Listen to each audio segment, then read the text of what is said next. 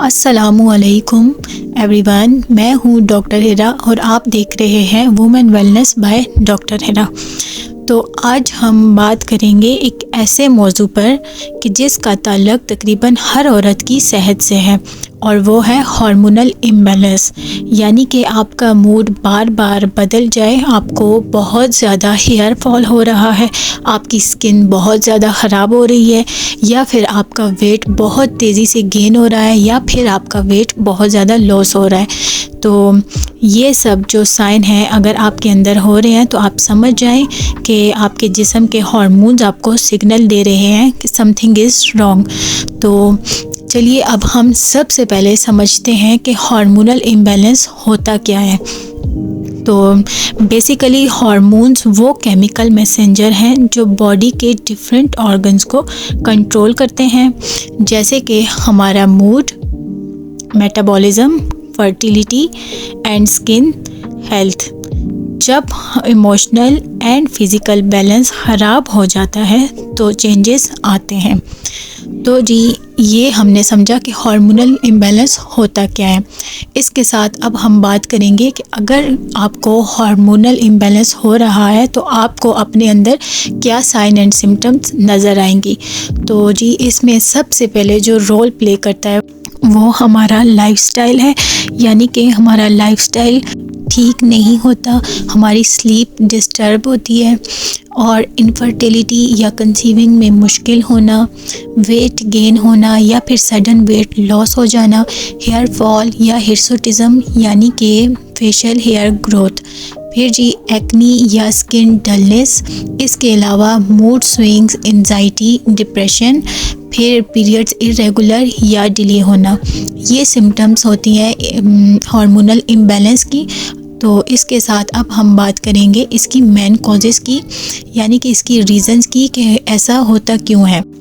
Again lifestyle की, तो lack of sleep यानी कि हम प्रॉपर नींद नहीं लेते, तो नींद से ही हमारी बॉडी जो है वो हार्मोन्स को रेगुलेट करती है।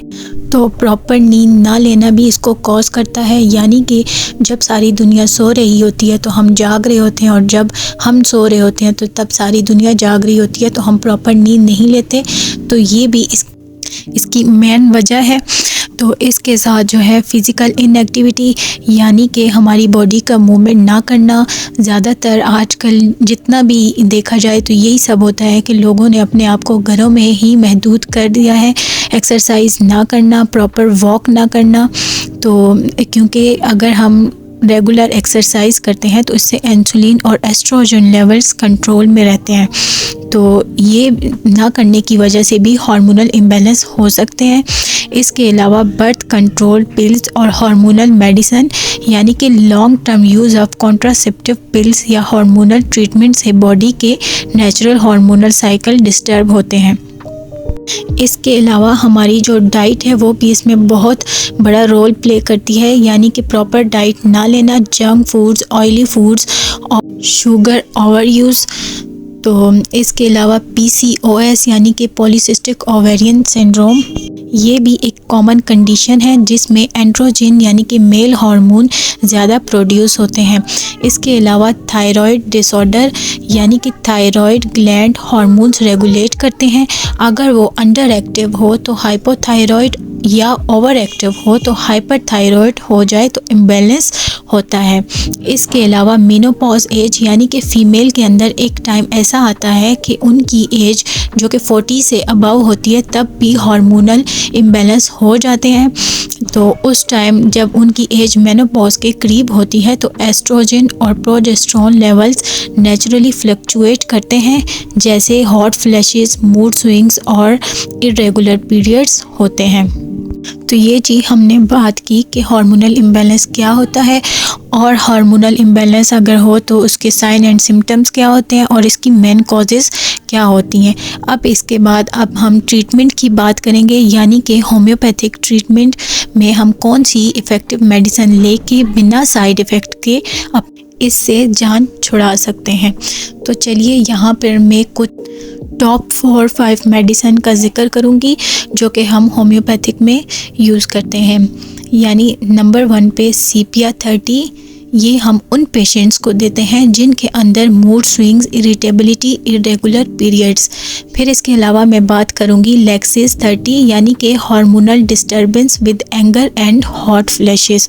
फिर इसके अलावा जो है हमारे पास मेडिसन वो कलकेरिया कार्ब हम उनको देते हैं जो बहुत ओबीस हों, जिनके अंदर फटीग हो या हार्मोनल वीकनेस हो।